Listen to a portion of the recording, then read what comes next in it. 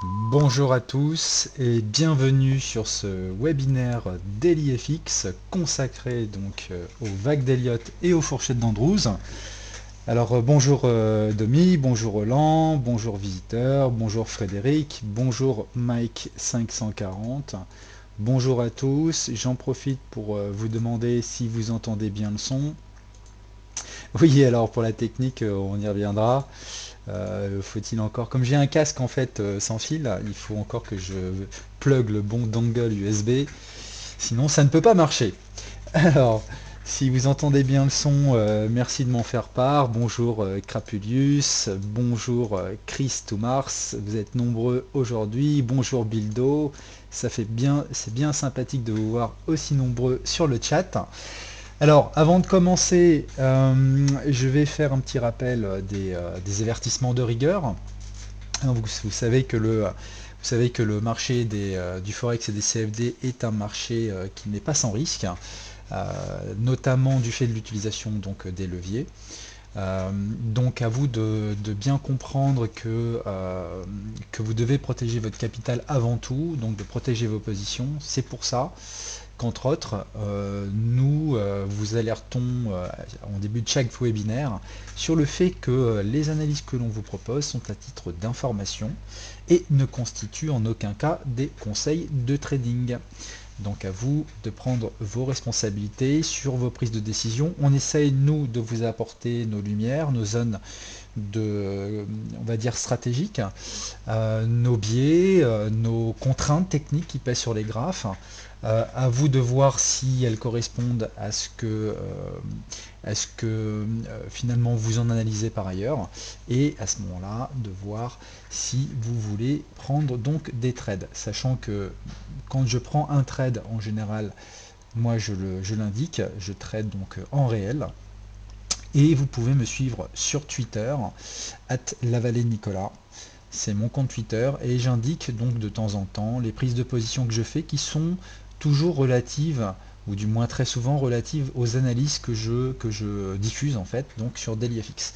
Alors on va attaquer, si vous voulez bien, on va attaquer par le Forex, donc des vues moyen terme, et puis vous connaissez un petit peu comment je fonctionne. On switch directement ensuite sur les vues journalières. Alors on va aller regarder donc l'euro. Pour commencer, l'euro USD, bearish, comme je l'ai indiqué, ça n'a pas changé. Vous avez vu l'article que j'ai produit aujourd'hui. Ça fait maintenant quelques semaines que je vous indique que depuis que le cluster des 1.11, 1.12 a lâché, sur une consolidation donc en flag, eh bien il n'est pas du tout étonnant de voir un mouvement d'impulsion baissier donc s'installer. On arrive effectivement sur une zone des supports, c'est pour ça que les 1.5 et les 1.05 sont à mettre sous vigilance rapprochée, puisque comme je l'indiquais sur mon article d'aujourd'hui, en fait on a des fourchettes qui traînent. Je vais vous le faire voir de suite, comme ça ce sera beaucoup plus parlant. Vous voyez, donc j'ai positionné une fourchette d'Andrews qui est issue en fait du drapeau, hein, qui a cassé nettement. Euh, sur l'article en fait qui datait du début novembre, on était quelque part dans cette zone-là. Je vous avais dit que ce pullback là se shortait pour essayer de rechercher donc la zone des 1,5. Donc on a eu un beau mouvement d'impulsion, et je pense vraiment qu'on est sur un décompte. Euh, à partir du moment où on a un mouvement quand même très directionnel, c'est une vague 3. Vous savez qu'en Elliott, euh, les vagues 3 sont en général les vagues les plus impulsives, c'est-à-dire qui déclenchent les mouvements les plus violents, les plus forts, les plus verticaux, pour le faire en imagé. C'est souvent comme ça qu'on détecte une vague 3, du moins qu'on confirme une vague 3, parce que l'idée, évidemment, c'est d'anticiper les vagues 3 avec le décompte elliotiste. Et donc, je pense vraiment qu'on a fait ici une vague 1-2 et que nous sommes en vague 3. Et ce que je peux voir, c'est ce que ça a fait l'objet, pardon, ça a été l'objet de mon article d'aujourd'hui. Euh, c'est qu'on a ici maintenant une structure un peu chevauchante. Vous voyez, depuis qu'on a fait cette forme de pullback ici, sur ce niveau donc de résistance pardon, des 1,08, eh bien on a quelque chose qui a l'air d'être plus ou moins chevauchant. Euh, Ça peut signifier une diagonale terminale. Alors j'en suis pas tout à fait certain, mais disons que ça coïnciderait avec ce décompte que je vous propose, qui est un sous-décompte de notre vague 3. Vous voyez ici on voit nettement hein, les sous-vagues. Donc là-haut on était en haut de vague 2. Donc on a fait 1, 2, 3, 4, 5. Donc ici sous vague 1, sous vague 2. Et puis, euh, bon là on voit 1, 2, 3, 4, 5. Donc vague 3. Et puis maintenant c'est chevauchant. Et ça, c'est souvent synonyme de vague 5. Donc la vague 5 peut montrer une structure chevauchante qui indique que la tendance en fait ralentit. D'ailleurs, si on devait afficher le RSI, on devrait voir apparaître ici un début de divergence haussière. D'accord? Alors, ça peut peut-être s'expliquer simplement parce que le marché arrive près de la borne basse de cette fourchette d'Andrews qui est très objective puisqu'elle est positionnée sur des points remarquables. D'accord. Ce que j'appelle un point remarquable, hein, c'est évidemment un point haut, un point bas et un point haut qu'on ne peut pas louper. Hein, simplement parce que vous avez un nombre de bougies à gauche et à droite qui sont donc en dessous de ce top, suffisamment, j'ai envie de dire, en nombre pour déterminer donc ce que j'appelle un top remarquable. Donc c'est vrai pour ce top-ci, c'est vrai pour ce bottom et ce top, hein, ce creux de marché et ce top. Et donc nous avons ici une fourchette d'Andrews positionnée parfaitement sur ces points pivots et une fourchette d'Andrews qui affiche donc des contacts tout à fait clairs sur sa ligne médiane. Donc c'est une fourchette d'Andrews qui est vue pour moi par le marché. Alors elle a aussi de ça, elle est remarquable aussi parce qu'elle suit finalement le prolongement d'un angle en fait de marché que j'ai repéré sur l'euro, qui est un angle en fait qui est plus visible en fait sur une unité de temps supérieure et qui finalement renforce le fait que le marché s'est ordonné autour de cette fourchette d'Andrews. Et donc nous arrivons, tout ça pour vous dire que nous arrivons sur sa partie basse, la partie basse avec un cluster Fibonacci entre les 1,04 pour faire large et les 1,05. Donc à l'approche de cette zone de support, alors je pense que ça va encore baisser, hein, je pense qu'on, voyez, si on a bien une diagonale terminale, on a fait la vague 1, la vague 2, et on est en train de faire la vague 3 en 3 temps, hein, c'est des mouvements en 3 temps dans une diagonale terminale, et il manquera une 4 et il manquera une 5 pour aller rechercher notre zone de support. Donc, vous allez me dire, mais peut-être que par rapport à ma vue mensuelle, les 1,05 ne sont qu'un objectif intermédiaire. Et c'est pas faux. Donc, je vais re-switcher sur la vue moyen terme. C'est vrai que moi, je vise plus bas. D'accord, je vise plus bas que ça. Je vise la parité, donc sur l'euro, même si, attention, hein, les 1,05, comme on l'a vu, devraient faire réagir les cours. Je pense qu'un objectif de parité peut être atteint par le marché. Donc ça veut dire que en unité court terme, même si on a un rebond qui s'opère sur cette zone des 1,05, et attention, hein, un rebond à confirmer par une action des prix. D'accord. Pour l'instant, ce que je vous propose, c'est un ensemble de contraintes qui pèsent sur le marché, mais j'ai envie de dire, le plan, c'est pas tellement d'essayer d'acheter l'euro. D'accord. Encore une fois, quand on est particulier, nous sommes tous des traders particuliers. Alors, avant de commencer, question de Crapulus, recommandation côté bouquin sur le fonctionnement d'Andrews. Je t'invite à lire les œuvres du docteur Malouga. Voilà. Malouga, tu regardes sur internet. Il a fait 3 livres. C'est une œuvre totalement magistrale sur les fourchettes d'Andrews. En fait, il a essayé d'intégrer, d'ailleurs c'est pour ça qu'il appelle ses Pitchfork Integration.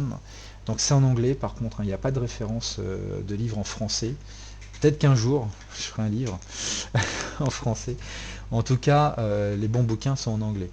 Et Andrews n'a pas vraiment laissé lui beaucoup d'écrits de son vivant, donc ce sont ses élèves en fait qui ont repris un peu le flambeau. Tu as également Tim Morge qui a écrit des choses intéressantes sur Andrews, qui était un des élèves donc, de Dr. Alan Andrews.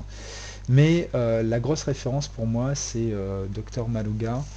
Et donc il a écrit 3 grands bouquins dans lesquels en fait il explique finalement tous les éléments de l'analyse technique euh, en, en conjonction avec les fourchettes d'Andrews. Donc c'est très intéressant en fait, parce que c'est une œuvre qui est assez exhaustive, même si je pense que certains chapitres mériteraient d'être complétés. Voilà. Mais il parle donc des fourchettes d'Andrews, il parle des niveaux donc de retracement Fibonacci, des niveaux différents, des niveaux d'expansion, même si par exemple, vous voyez, lui ne parle pas vraiment de la notion de cluster que moi j'introduis dans mes analyses. Encore une fois, je pense que avoir une vision du marché, c'est avoir une vision modeste et de se dire finalement le marché peut contredire nos analyses. Par contre, si vous arrivez par le biais des fourchettes d'Andrews, par le biais des niveaux de support chartiste, le biais des niveaux Fibonacci, que ce soit d'expansion ou des niveaux de retracement, à établir des zones où finalement tout ceci entre en confluence, vous avez des points de retournement. Et si ces points de retournement vous permettent de vous remettre dans le sens de la tendance de fond, vous avez là, à ce moment-là, un point remarquable d'intervention. D'accord. Et après, moi j'aime bien rajouter de l'Elliott parce que ça me permet de mieux comprendre où on en est dans la tendance, ou tout au moins d'essayer de me donner des objectifs en termes de potentiel par rapport au décompte que je propose. D'accord. Donc ça vient compléter finalement merveilleusement cet édifice. D'accord. C'est pour ça que j'utilise les fourchettes d'Andrews, les niveaux de support chartiste et Fibonacci, et les décomptes elliotistes, d'accord, pour essayer de répondre d'une part à la problématique temps-prix et répondre à la question du quoi, c'est-à-dire dans quelle tendance on est, quelle est la qualité de cette tendance, où on en est à peu près. D'accord. Et par rapport à tout ça, l'idée est de convertir donc tout ça en musique, c'est-à-dire en trading, en déterminant des zones stratégiques d'intervention qui me permettent d'avoir des stops relativement serrés.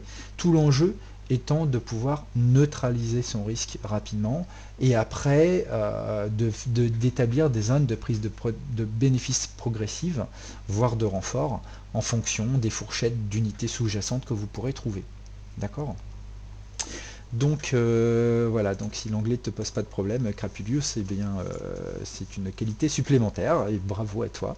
Mais effectivement, la plupart des bons bouquins se trouvent souvent en anglais, même si c'est pas une généralité. Donc voilà. Alors, donc pour l'euro, pour boucler la boucle par rapport à l'unité mensuelle, c'est vrai que les 1,05, je pense, correspondent à ce que justement j'évoque en termes de confluence de support. Nous avons à la fois, vous voyez, cette zone ici, hein, c'est le point bas qui correspondait donc au drapeau. Nous avons donc potentiellement ici un support avec des niveaux Fibonacci qui se complètent et un bas de canal potentiel. Voilà, donc tout ça réuni fait que on devrait avoir un rebond technique sur cette zone. Alors, autant moi je ne le traderai pas forcément dans une unité journalière, j'attendrai d'avoir une action des prix remarquable, donc une structure en chandelier japonais qui nous permette de dire oui, bon bah là effectivement le marché voit cette zone, il faut toujours confirmer une zone stratégique par, je pense, une action des prix. D'accord. L'idéal étant, de par cette structure chandelière, c'est-à-dire finalement c'est le signal du marché qui nous dit que des acheteurs se sont manifestés. D'accord. Ce signal va nous permettre d'avoir un stop clair. Même si, je vous l'accorde, nous avons ici un stop potentiel avec ce bas qui est ici. D'accord. Il n'empêche que pour le moment, la tendance est baissière et qu'il ne faut pas se mettre face à ce mouvement. D'accord. On connaît un peu ce qui se passe d'un point de vue fondamental.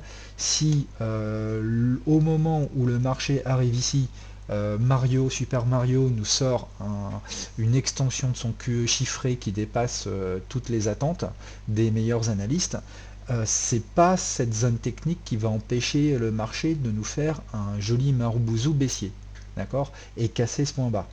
Ok, mais en dehors de toute considération fondamentale, on arrive sur une zone de support. Et cette zone de support va faire l'objet de prises de bénéfices. Et ces prises de bénéfices vont provoquer a priori une structure en chandelier japonais de retournement.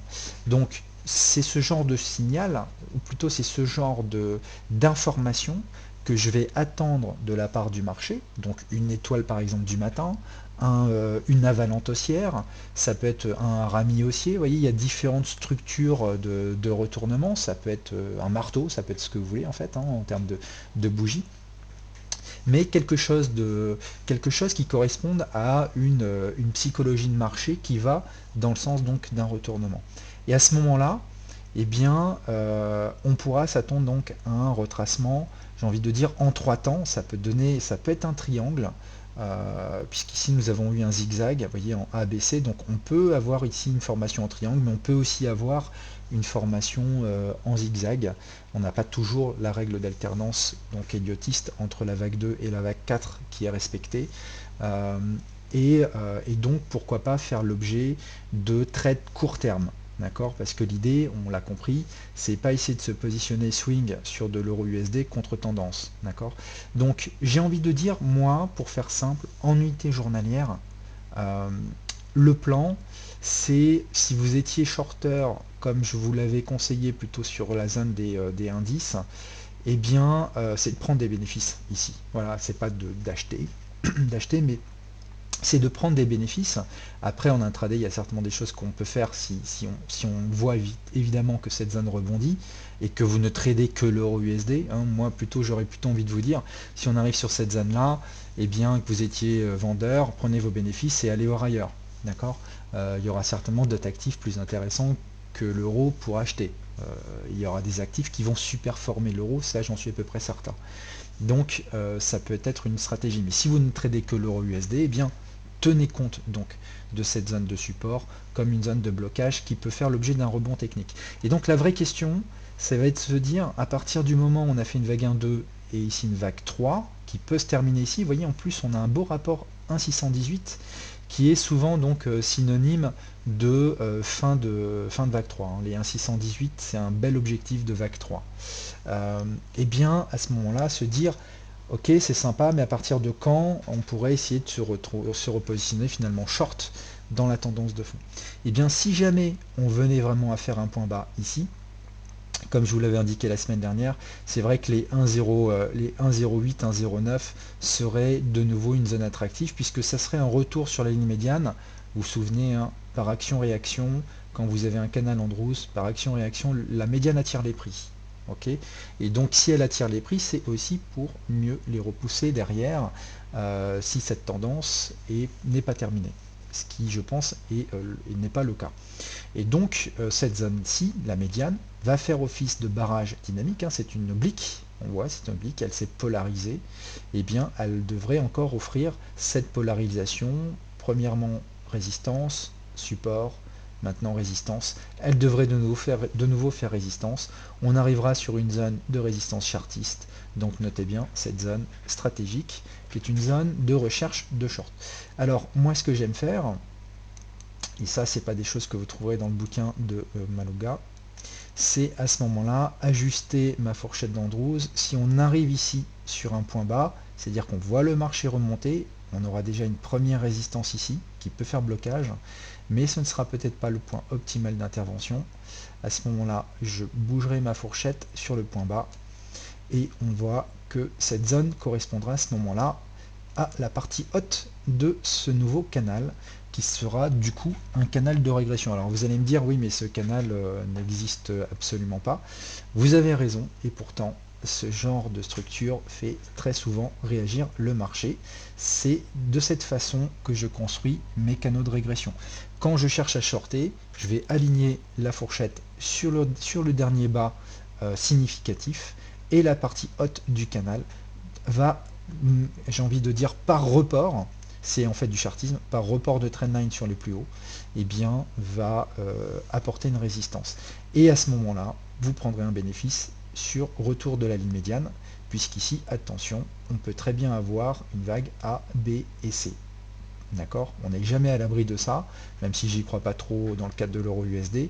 En général, quand le marché vient rechercher ce genre de médiane, de nouveau, on peut avoir une réaction haussière, puisque c'est là qu'on aura un point d'arbitrage sur reprise dans la tendance de fond, ou finalement consolidation en 3 temps, beaucoup plus, finalement beaucoup plus large.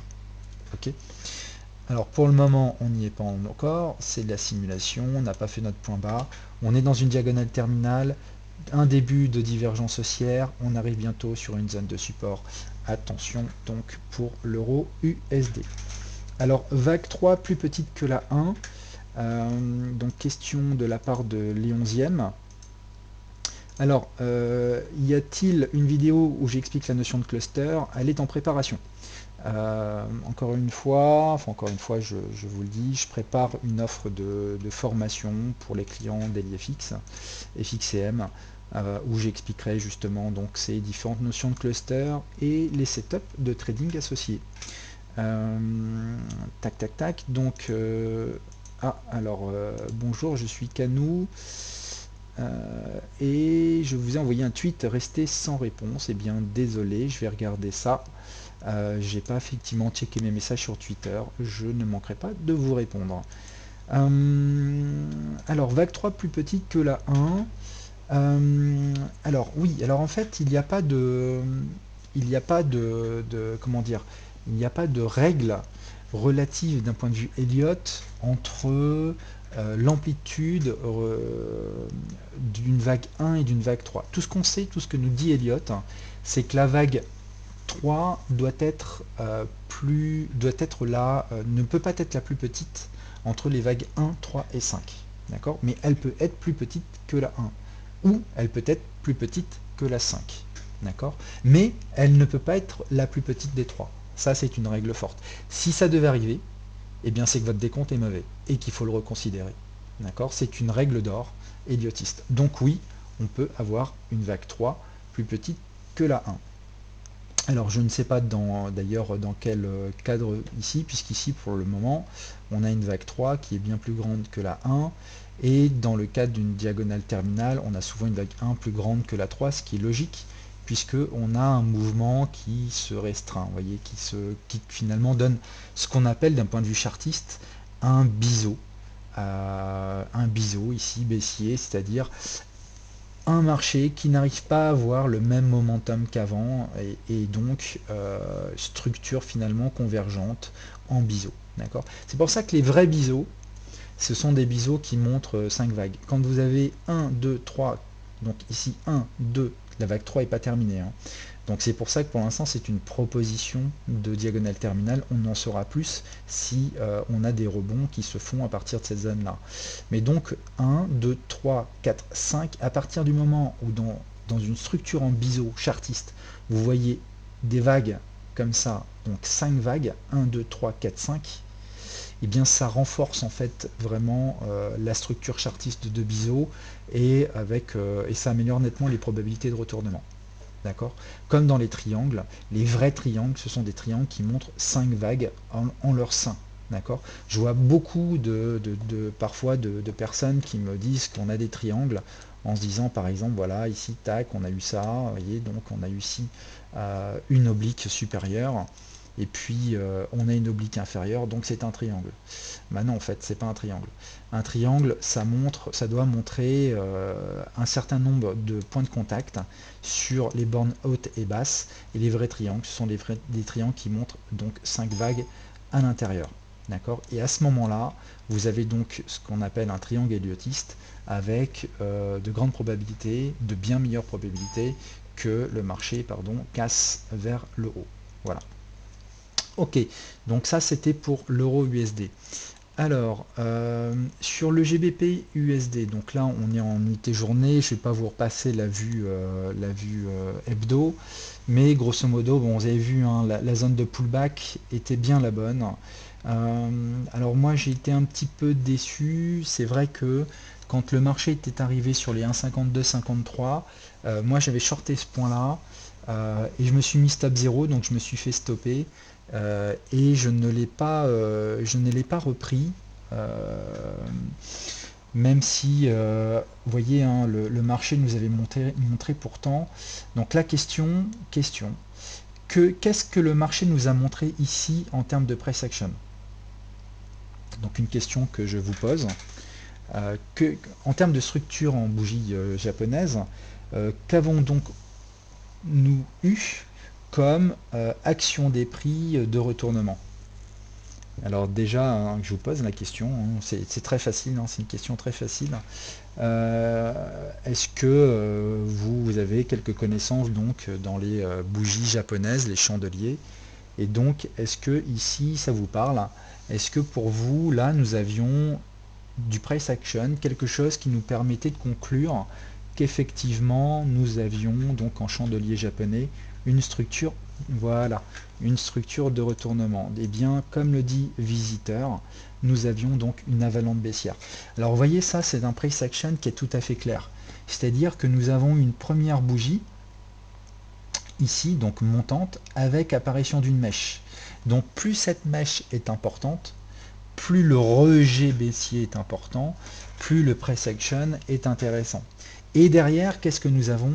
Nous avons, bing, une grande bougie qui avale complètement le corps de la bougie précédente. Et vous voyez, elle envale même deux bougies. Elle vient complètement finalement oblitérer toute l'appréciation des deux dernières journées qui s'étaient fait donc sur la livre avec une grande séance baissière.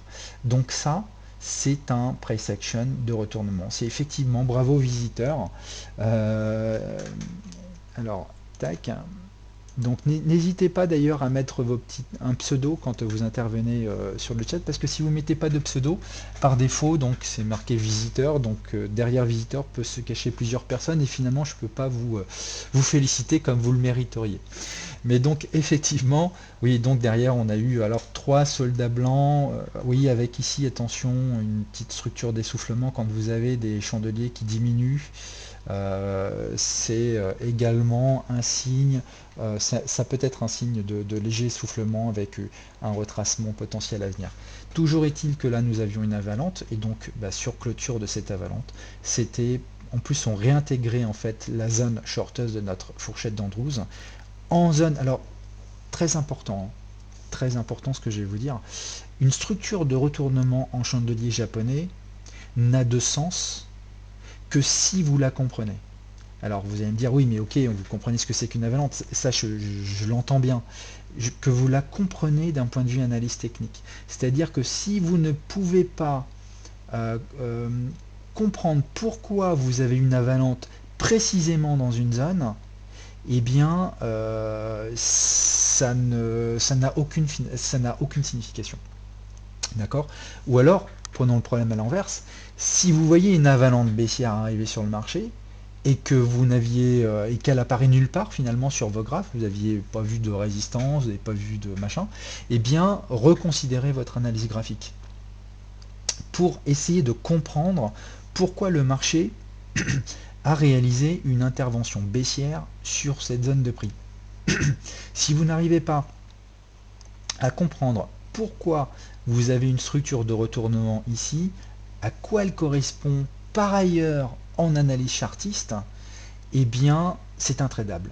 Voilà, c'est vraiment l'analyse de fond. Pour moi, l'analyse en chandelier japonais, c'est finalement c'est une confirmation. C'est l'élément qui va nous permettre finalement d'entrer, mais à l'issue d'une analyse de fond. D'accord? C'est pour ça que si vous n'avez pas une analyse de fond suffisamment poussée, c'est très difficile d'intervenir, simplement parce qu'il va vous manquer des éléments de compréhension et que finalement le marché ne vous donnera pas systématiquement raison, ou moins d'une fois sur deux, et vous allez avoir des déconvenus. Ici, quand on était là, je vous avais dit attention, on est dans une zone de pullback, hein, chartiste. Et qu'est-ce qu'on a eu ici? On a eu une forme de pendu avec derrière une bougie. Donc moi je suis rentré à la clôture de cette bougie là, et puis quand le marché est arrivé sur cette zone-ci, moi je me suis mis stop 0. Vous voyez, j'avais un stop qui était là. C'est l'avantage justement d'attendre une structure de retournement chandelier japonais, c'est que ça vous permet donc d'avoir un stop clair, puisque c'est un stop au-dessus de la bougie de retournement. D'accord. Sinon le stop logique en loi de dos il est tout là-haut, hein. Et ça tout là-haut, ça fait en fait l'inconvénient quand vous êtes tout là-haut, c'est que ça vous fait un stop beaucoup plus large et donc une position forcément beaucoup plus faible en taille. Alors que quand vous arrivez à avoir des stops serrés, eh bien ça vous permet donc d'avoir une position en taille supérieure, puisque le PIP finalement, vous allez pouvoir acheter le PIP plus cher, puisque vous avez finalement un stop avec un nombre de pips inférieur. Et donc moi, quand le marché est parti là, je me suis mis stop 0, puisque si le mouvement doit être directionnel, il doit être directionnel. D'accord. Sinon, c'est que il lui manque quelque chose à atteindre, et que finalement, même si votre zone est la bonne, eh bien le marché voulait chercher quelque chose un peu plus haut. C'est ce qui s'est passé ici, donc je me suis fait stopper 0, et puis là, il a enclenché ce mouvement. Alors moi, je ne l'ai pas shorté, même si on avait un signal ici vraiment intéressant. Je ne l'ai pas shorté parce que j'ai préféré me positionner sur le GBP CAD et le GBP AUD. Donc ça, je l'ai envoyé en fait sur Twitter, en me disant en fait, c'est vrai que le GBP USD est intéressant, mais j'aime bien aussi, voilà, j'aime bien moi parfois utiliser certains cross quand je pense que la première partie, donc là c'est le GBP USD, est shorter clairement, et que la deuxième partie peut l'être également. Et vous savez que sur l'USD CAD, on est arrivé sous une zone de résistance, et même si ça reste bullish, on est quand même sur une zone de résistance, et on peut avoir une bonne nouvelle. C'est-à-dire une bonne nouvelle, c'est d'avoir deux paires GBP USD et USD CAD qui se mettent, malgré le dollar, à baisser en même temps. Et si c'est le cas, vous imaginez bien que le produit cartésien GBP USD fois USD CAD, c'est-à-dire la paire GBP CAD, elle sera ultra bearish. D'accord. Et c'est vrai que en regardant le GBP, vous voyez, bon, on est en une belle tendance haussière, hein, mais il se trouve que le GBP CAD, il a pas retracé grand chose. Et donc, j'en avais fait d'ailleurs j'en avais fait justement un article sur DailyFX. Je vous avais indiqué que le GBP ici était en train de former un range. Vous voyez le nombre de toupies ici qui se sont agglomérés. Et donc on a eu la constitution d'un range chartiste très visible en unité horaire. Et donc j'ai shorté en horaire la cassure, et derrière bing, un Marubozu baissier. Okay. Et donc là j'ai pris quelques bénéfices sur cette oblique qui était ici, et puis je suis stop 0 et j'attends de façon confortable. Pareillement sur le GBP AUD, on a également aussi une structure un peu analogue. Donc j'ai également, pardon, je vais enlever ça. Donc j'ai pris des bénéfices quand on est arrivé sur cette oblique, et puis j'attends, on ne sait jamais, que le marché continue son impulsion baissière. C'est logique qu'il latéralise. Donc vous voyez ici c'est pareil, hein, on a eu une structure ici de retracement, mais vous voyez un petit peu le rejet baissier qu'on a eu derrière. Et donc en fait sur cassure du support journalier, j'ai shorté avec un stop à l'origine qui était au-dessus de la mèche, et puis je me suis vite mis stop 0 dès que le mouvement est parti. Parce que quand le mouvement doit partir, il doit partir. Et donc il n'y a pas de regret à se faire stopper 0. De toute façon, si ça devait être le cas, vous trouverez une autre structure de retournement, pourquoi pas même à un meilleur prix, pour vous remettre dans le sens donc de la tendance. Donc ici j'ai pris des bénéfices quand on est arrivé sur cette oblique. Et donc ce que j'espère, c'est d'avoir ici une petite structure de consolidation, et que le marché ne vienne pas chercher mon stop, mais continue, d'accord, dans sa lignée.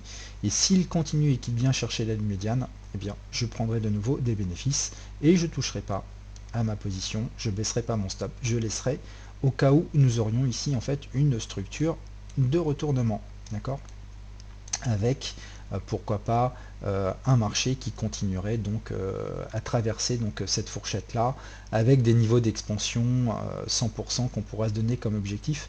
Ce que je ferais, c'est justement, j'essaierai d'avoir un esprit contrarien, sur les prises de bénéfices, j'ai envie de dire optimum. Vous voyez ici on a eu, alors le problème c'est qu'on avait une telle tendance, quand je vous disais qu'il a rien retracé, il a vraiment rien retracé, et qu'il est peut-être temps justement que le marché prenne des bénéfices, et c'est ce que je trade.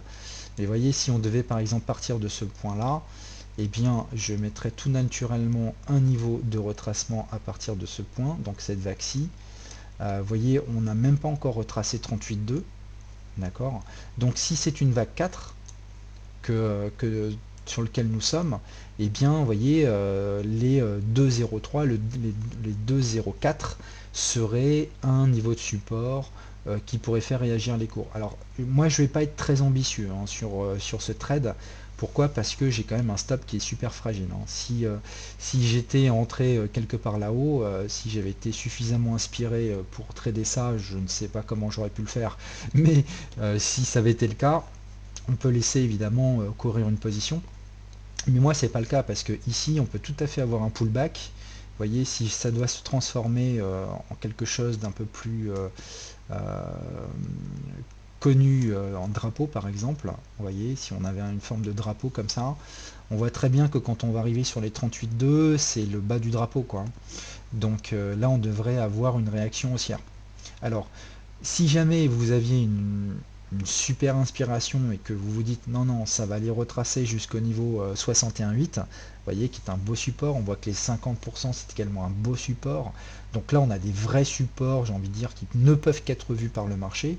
Celui-ci, c'est pas évident, les 38,2, d'accord. Donc si vous aviez en fait une vision très optimiste de la chose, avec un stop là-haut, puisque vous seriez rentré quelque part là, eh bien oui, vous pouvez laisser un solde traîner, mais moi non, parce que j'ai toutes les chances de me faire stopper. Si on vient ici et qu'on vient rechercher ne serait-ce que le haut du drapeau, je me fais stopper. Donc moi je suis obligé de prendre la totalité de mes gains sur le contact de la ligne médiane. D'accord. C'est aussi votre point d'entrée qui va déterminer vos prises de bénéfices forcément respectives. Alors, je vais donner mon avis sur le DAX en difficulté depuis 10 600 à la vente. Alors moi, le DAX, bon, on peut y venir. Le DAX, j'avais eu quelque chose. Alors bah, là, les difficultés depuis les 10 600, depuis 10 600 à la vente sur le DAX. Vendre ça, c'était chaud quand même. Hein. Vendre ça, c'était chaud, hein, puisque c'était quand même un retour. Bon, je vais pas, je vais pas juger, je sais pas où, où vous avez, comment vous avez en fait déterminé votre analyse graphique, que je respecte évidemment, Alain. Euh, Toujours est-il que bon, le DAX il arrive effectivement sur une zone de résistance. D'accord. C'est une zone de résistance. Bon, enfin, c'est un niveau de retracement. D'accord. C'est un niveau de retracement. On voit qu'ici on a eu donc un support à un moment donné. Bon, après derrière c'était vraiment pas très clair, donc c'est pas évident. Il n'est pas impossible que le DAX bute sur ce niveau qui est là. Maintenant, c'est une sacrée bougie qu'on est en train de faire. Hein. On est en train de faire une forme d'avalante. Donc c'est un signal plutôt de cassure haussier qu'un signal où ici ça devrait se stopper. Bon, la bougie journalière n'est pas terminée. Moi j'ai cette oblique effectivement qui passe par là. Je vous avoue que moi j'ai tenté un short ici. Je vais vous l'expliquer, je l'ai annoncé sur Twitter, je me suis fait stopper zéro, j'étais pas très... j'aurais dû prendre des bénéfices et je vais vous montrer ça parce que ça c'est un truc très instructif. Néanmoins, bah, là on a une belle réaction haussière hein, sur ce niveau. Quand on regarde le CAC 40 rebondit également sur un niveau de support qui était plus évident. Vous voyez, hein, le CAC 40, lui, vous voyez ma zone, hein, elle n'a pas bougé, hein, ma zone des 4780, qui était une zone d'intervention. Et bien là, même si on a fait une consolidation, on est peut-être potentiellement en train de faire une vague peut-être un peu en triangle, vous voyez, ça peut peut-être donner un triangle, mais peut-être qu'on a déjà fait la vague 4 et que là, bing, on va aller chercher tout là-haut. Donc moi, quand je vois une structure comme ça, avec une médiane qui est très bien suivie, je peux pas être bearish, hein, d'accord. Je peux pas être bearish. Néanmoins, au moment où j'ai vendu le DAX, le CAC était sur ce niveau ici. Donc il était sur une résistance. Et donc mon pari était de me dire qu'on aurait peut-être finalement un retracement en 3 temps, quelque chose d'un peu plus profond, vous voyez, de ce genre-là. Alors, on oublie la bougie bleue, on était avant la bougie bleue. Voilà, qu'on aurait eu quelque chose comme ça, vous voyez. Donc j'ai fait le pari, alors pas sur le CAC, mais sur le DAX, qu'on aurait peut-être éventuellement une vague A, B et C qui viendrait rechercher ce niveau, donc en faisant le corollaire hein, sur le CAC, ce niveau de support donc des 4700. Ok, là j'y crois plus trop, à dire vrai, parce qu'on a vraiment de nouveau une réaction, vous voyez, de nouveau une avalanche sur cette oblique, sur une zone de support. Hein, c'est bullish hein, pour moi, donc j'ai du mal à vous dire que bon, je vais revenir sur ma position sur cette vue qui était là. Peut-être qu'ici on va avoir un point de blocage, mais ça va continuer. Pour moi, il n'y a pas de raison que ça faiblisse. Hein. On vient de casser un plus haut au 11 150. Cette fourchette, c'est une proposition que je faisais en alignant la fourchette sur les hauts. Donc elle peut faire barrage. On arrive sur une zone de cluster, vous voyez ici, mais et donc on peut éventuellement avoir un retracement à partir de cette zone-là. D'accord. Vous voyez ici, on a des niveaux Fibonacci, donc on a en plus un haut potentiel de canal de régression. Il est en pointillé parce qu'il est quand même subjectif, mais on a des niveaux Fibo qui traînent ici.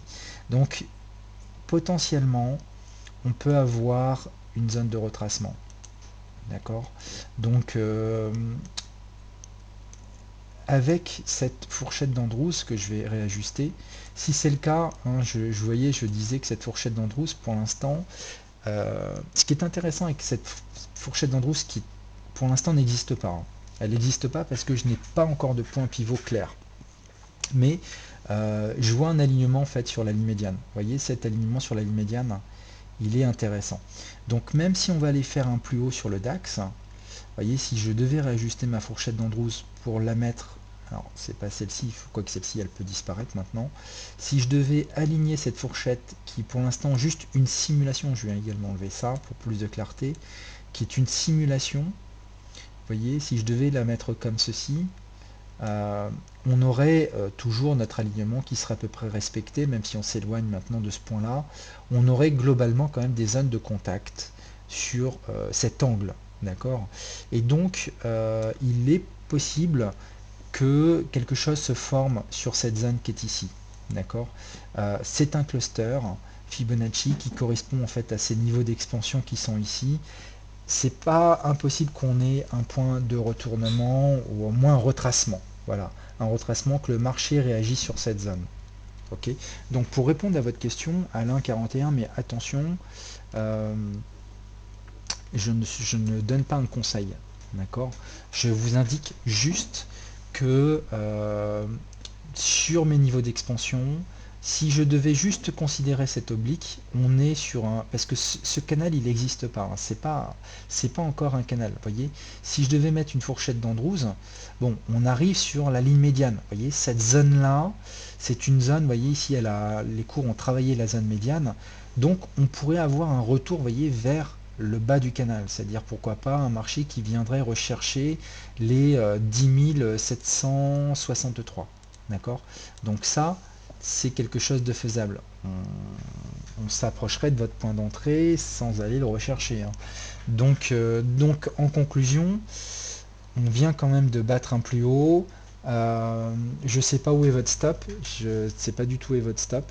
Mais si jamais votre stop est plus haut et que vous voyez un point de retournement ici, une action des prix baissière, eh bien baissez votre stop.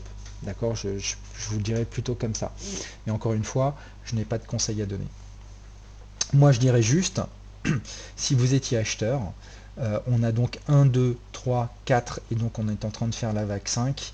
Il n'est pas impossible qu'on termine cette vague 5, c'est pour ça que je l'ai mis ici, donc sur cette zone de prix, avec un retracement potentiel à venir derrière. Mais ce sera confirmé par une action des prix claire, donc une structure en chandelier japonaise pour l'instant, prime en fait à ceux qui ont acheté donc ce niveau de support. Alors moi, c'est vrai que j'ai essayé de le shorter sur la base en fait donc de la fourchette d'Andrews que je vous ai donnée, sur la base de cet oblique qu'il y avait ici, et donc j'ai sur Twitter j'ai indiqué que j'avais shorté finalement dans cette zone là, dans une logique qui se voulait très ambitieuse, et je me suis fait stopper zéro. Alors comment j'ai fait? Eh bien, je vais vous indiquer comment j'avais réalisé finalement ce trade. J'avais donc repéré que nous avions ici un range, d'accord, on le voit très nettement, le range qui est là. Si je le mets en clôture, vous voyez, bon, on va le mettre à peu près comme ça. Il faut être très précis pour établir vos ranges, puisqu'en général, si vous êtes précis, vous avez donc de meilleures chances d'obtenir des résultats en termes d'objectifs. Vous savez qu'en fait, alors comment moi je trace mes ranges? J'essaye d'avoir une vision, parce que vous remarquerez quand même qu'il n'est pas très objectif ce range, mais il n'a pas pour objet d'être objectif sur les points hauts et les points bas. Il a pour objet de déterminer un objectif potentiel de prix en termes de report de range, ce que d'ailleurs je n'ai pas fait, qui était une erreur pour mon trade personnel. Mais globalement, quand vous avez donc un range comme celui-là, vous devez attendre une clôture. Donc ça peut être en intraday. Si vous êtes en intraday, vous vous mettez en M15 et vous attendez une clôture donc en M15 à l'extérieur du range. Ce qu'il faut, c'est que votre range corresponde en fait à des niveaux de résistance dans le passé. D'accord, vous voyez le bas du range, ici on avait une mèche, donc c'était quelque chose d'intéressant, même si on voit qu'ici, vous voyez ici ces clôtures horaires qui se sont faites là, et bien ça a coïncidé avec cette clôture horaire ici, hein, c'est pas anodin. Mais globalement, comment je suis rentré, je me suis dit que bon bah on est en train de bloquer dans une zone qui est la partie haute donc de mon canal. Donc j'ai tracé une fourchette d'Andrews. Et donc sur cette fourchette d'Andrews, on était comme ceci. Voilà. Et donc, vous voyez, il n'y a pas de mystère. Vous voyez où est-ce que le marché l'a rebondi. Et donc en fait moi j'ai shorté, j'ai attendu en fait donc en intraday, donc en M15, une bougie qui sorte de ce range en ouverture clôture, et j'ai attendu un pullback tout simplement par rapport à cette vague donc baissière qui était là finalement, qui était un signal que le marché était en train de vouloir s'extraire du range, et nous avons eu un niveau de retracement, je crois à 50% de mémoire. Si je prends le plus haut, le plus bas, vous voyez, on a eu pile 50%. Je vais juste mettre le niveau des 50%. Voilà, vous voyez, le marché a retracé 50%.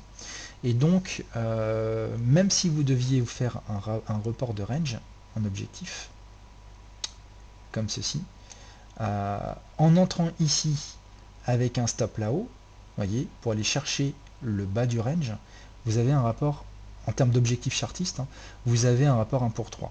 D'accord. Si je devais prendre le range chartiste et le dupliquer, moi je vous dis, hein, je préfère prendre un maximum de mèches, etc. pour déterminer mon objectif, donc c'est minimaliste. Mais vous voyez, si je prends l'objectif chartiste pur et dur, bingo. Ok.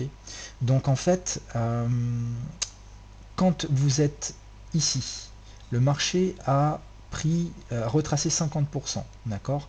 Donc on met un stop qui est ici. Vous voyez un petit peu le rapport risque-gain. On risque 51 pips pour l'autre stop pour aller en chercher bien à peu près 150. Donc vous avez un rapport 1 pour 3, d'accord, ce qui est pas mal. Alors moi c'est pas ce que j'ai fait, hein. D'ailleurs je peux vous montrer en toute alors attendez, information trading, l'historique de trading. Voyez, moi je suis rentré là, je suis rentré dans cette mèche ici, et je me suis fait stopper là, donc bêtement. J'aurais dû prendre des bénéfices là.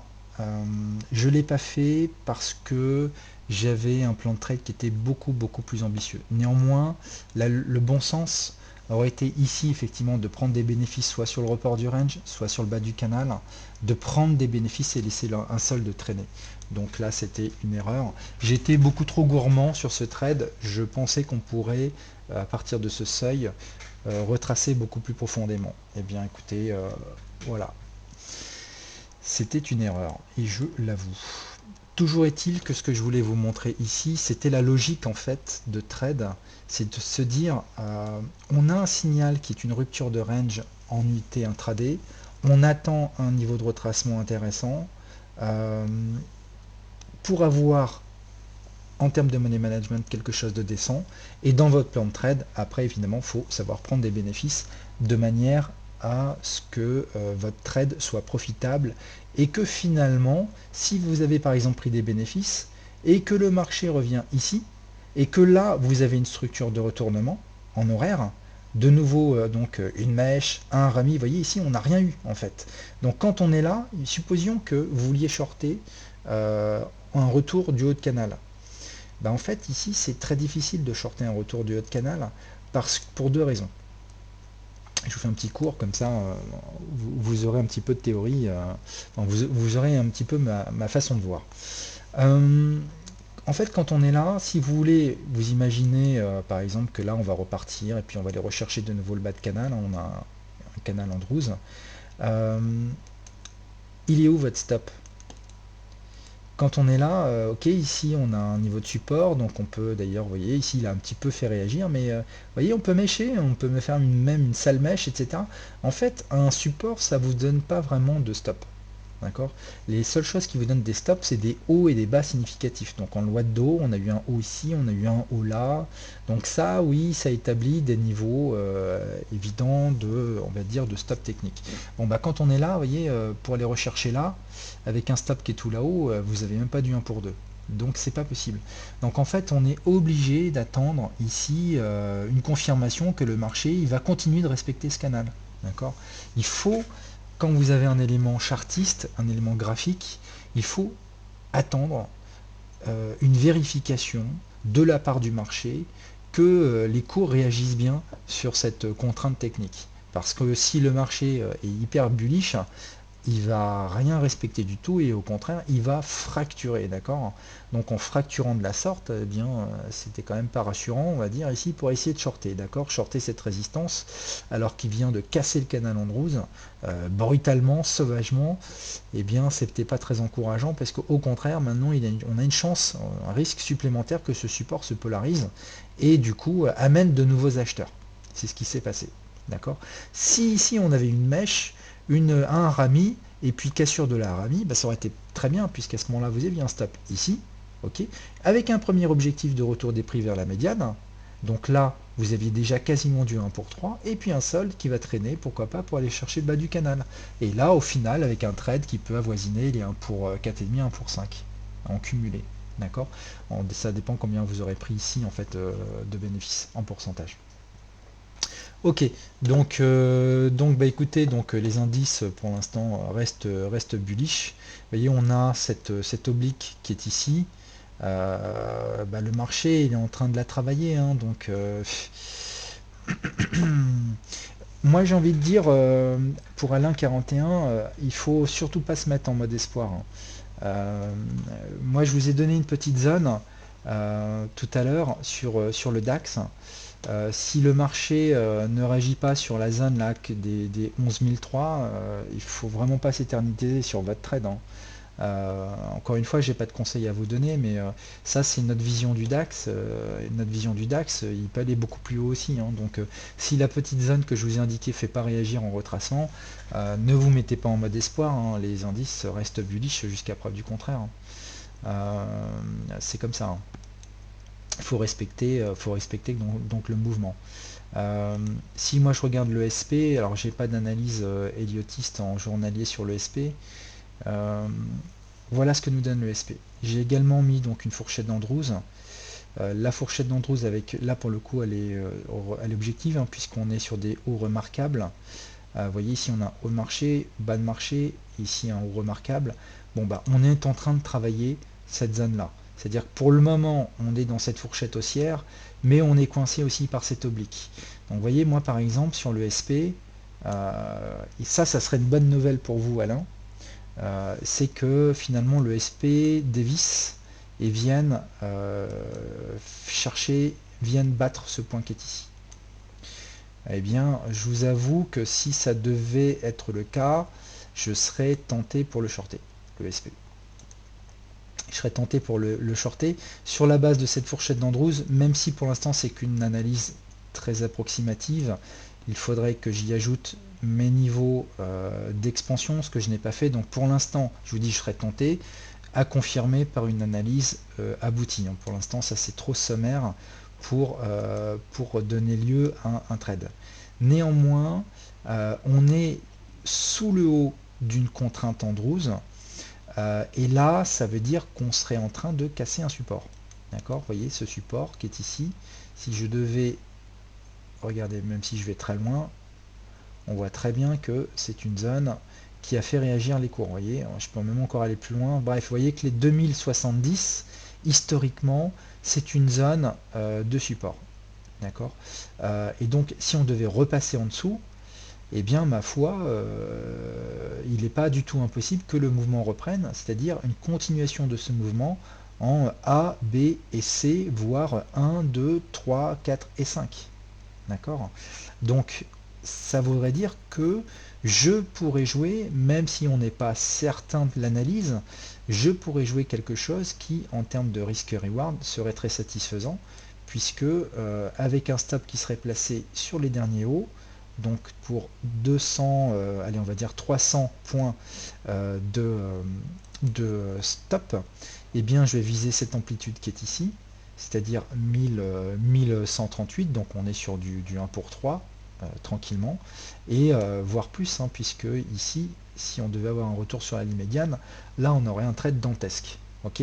Encore une fois, les probabilités ne sont pas forcément très grandes pour qu'on arrive là, parce que les indices restent bullish. Mais avec ce que j'appelle en fait un détonateur, c'est-à-dire une petite structure de retournement, avec un stop serré, je peux raisonnablement jouer quelque chose d'ambitieux avec des prises de bénéfices, en fait un plan de trade qui me permet des prises de bénéfices intermédiaires, on va dire logiques. Vous voyez, par exemple, si ça devait être le cas, je mettrais tout de suite une fourchette d'Andrews. Comme ceci, je viendrai positionner ma fourchette sur le haut et le bas. Donc il faut vraiment qu'on réintègre cette zone. Alors, c'est vrai que l'angle de la fourchette est déjà pas terrible. Alors, hop, on est comme ceci. Non, ça je vais l'enlever. Désolé pour... Comme j'ai ma machine qui lag un petit peu. Ouais, donc là, il faudrait vraiment qu'on dévisse rapidement, quoi, pour respecter en fait cette fourchette d'Andrews. Mais vous voyez, dans ce genre de... Allez, surtout pas. Voilà. Donc, non, si, c'est bon. Ok, on y est. Donc, dans ce genre de situation, donc sur rupture de ce support, moi je viserais voilà, un retour, tout retour sur cette ligne médiane ferait l'objet pour moi de prise de bénéfice en premier lieu, et puis je laisserai un solde courir, pourquoi pas, jusque cette ligne médiane. D'accord. Bon, pour l'instant, c'est de la science-fiction, on n'y est pas encore, même si on voit que cette oblique fait barrage, il n'est pas impossible qu'ici on ait une rupture, et si on a une rupture ici de ce point-là, de ce point haut, ben on pourra avoir tout à fait une accélération haussière sur le SP1. Donc là, il est surtout urgent de ne pas se précipiter. Pour l'instant, on est bullish. On est bullish, et sur rupture en clôture de 2096, eh bien, je pense qu'il y a tout lieu d'avoir une accélération. Je pense qu'on aura une accélération haussière. D'accord. Voilà, donc ça c'était c'est pour le SP. J'ai également envoyé cette semaine un article sur le gaz naturel et sur l'USDCHF que je vous invite à lire. Je vais conclure très rapidement sur le Forex. Alors le Forex, je voulais vous montrer l'AUD. Alors je rebascule en journalier, pardon. Et on va conclure, désolé, j'ai un chat dans la gorge. Et on va conclure donc ce webinaire qui aura été, je l'espère pour vous, instructif. Alors c'est pas cette vue là, Ça, c'est une proposition de canal. C'est cette vue-là. Donc, vous avez vu, hein, la UD, on n'a pas loupé. On était ici quand je vous ai dit attention à cette possibilité en triangle. Et bien, on arrive tout en haut du triangle. Donc, j'aimerais encore quelques sessions, j'ai envie de dire. Vous voyez, qui nous montre par exemple en unité H4 une belle diagonale terminale, vous voyez, bien latérale, pour que le marché arrive vraiment sur la partie haute donc de ce canal, pour essayer de tenter un short donc sur l'AUD. Donc pour l'instant, je pense que c'est encore un peu trop tôt. Mais bon, pour l'instant, il respecte donc cette structure. Pas impossible non plus qu'on ait quelque chose comme ça qui finalement se passe. D'accord?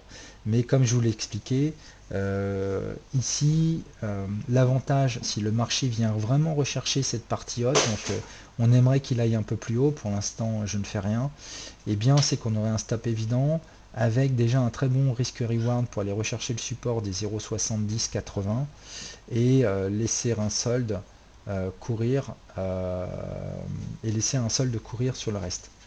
Et dernier point, nous avons ici sur l'USD4, vous voyez, un retour sur résistance avec une structure un peu lancinante. Vous comprenez pourquoi j'ai voulu shorter le GBP-CAD? Simplement parce que l'USD-CAD était arrivé sous résistance et le GBP sur une zone de pullback. Et donc pour moi, le GBP-CAD pouvait afficher une belle accélération et j'espère que cette oblique va céder pour finalement montrer une structure de consolidation plus complexe sur sur l'USD-CAD. J'aimerais bien quelque chose comme ça, vous voyez, avec une vague A, une vague B et une vague C qui viendrait rechercher ce point-là. Et ici, j'essaierai d'acheter de nouveau l'USD-CAD. Mais pour l'heure, difficile de se positionner à l'achat sur l'USD-CAD, ou alors faudrait attendre que le marché montre une avalanche haussière, ou une fracturation haussière de cette zone de résistance, pour qu'après effectivement on puisse être confiant sur un achat sur pullback, puisque cette résistance se polariserait en support dynamique, voyez. Mais là on peut plus l'acheter, mais si on le fracture avec une belle bougie, avec je sais pas trop quoi, une belle stat américaine, j'en sais rien, à ce moment là cette bougie là pourrait être intéressante, puisque n'importe quel pullback serait achetable pour aller chercher des nouveaux plus hauts avec un support, une ancienne résistance qui se polariserait en support et une ancienne oblique qui se polariserait également en support dynamique. Voilà pour aujourd'hui, j'ai un petit peu de mal à parler, j'ai la gorge sèche. Je vous remercie d'avoir été aussi nombreux sur le chat. N'oubliez pas la journée, entre autres, du 18 décembre, qui sera une journée qui fera l'objet de pas mal d'interventions, notamment d'analyse d'AliFX, et j'en fais partie. Donc je vais intervenir personnellement de 13h à 14h, où je présenterai donc des visions que vous connaissez si vous suivez mes webis, mais là je vais essayer de me projeter vraiment sur 2016 et essayer de voir avec vous quelles pourraient être donc les grandes orientations stratégiques sur le Forex et les indices sur 2016, d'accord? Donc on pourra voir ensemble quelques éléments de simulation.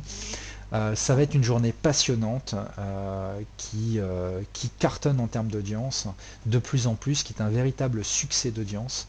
Donc vous allez avoir toute la journée de nombreux intervenants qui vous présenteront donc leur vision également analytique, chacun utilisant des outils différents, et cela vous permettra donc d'avoir une vision, on va dire, transverse des analystes d'EDFX et des différents intervenants sur cette journée.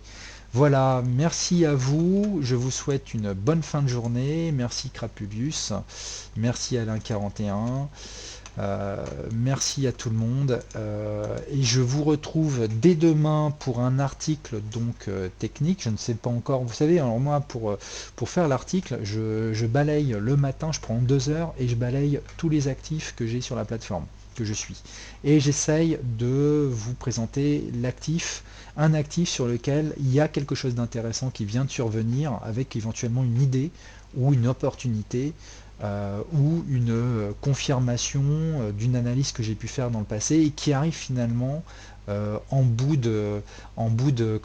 d'objectif, pour vous rappeler que, attention, on arrive sur une zone de rebond technique et qu'il est temps de sortir du trade si vous aviez suivi donc mes analyses.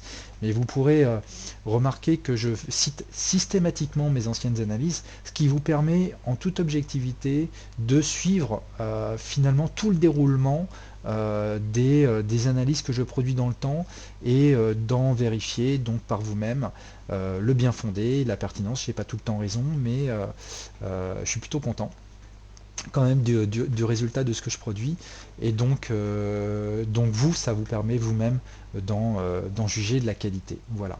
Encore une fois, l'idée c'est d'embrasser l'incertitude, d'accord. Le marché est incertain, il faut essayer de trouver des zones d'intervention optimum qui montrent beaucoup de contraintes techniques sur ce point, de neutraliser, c'est une règle, là c'est un message que je donne à Alain, neutraliser votre risque rapidement en ayant des stops qui sont clairs, de façon à vous mettre vite stop 0 pour après espérer que le marché parte bien de façon impulsionnelle dans votre sens. D'accord. Mais c'est vraiment ça l'esprit du trading, et je vous invite à faire de même. Merci à vous tous et donc à très bientôt sur DailyFX. Bonne fin de soirée et bonne fin de semaine surtout.